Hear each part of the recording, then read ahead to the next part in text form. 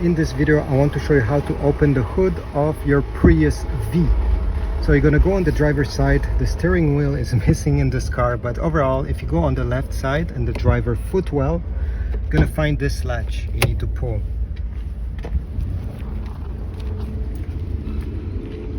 Now if you go into the front, the hood will have a small gap, and if you look closely there will be this latch.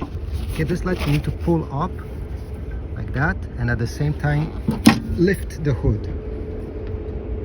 The prop rod will be located on the left side and it connects in this hole. But overall this is it. Just remember to push this latch up and lift the hood at the same time.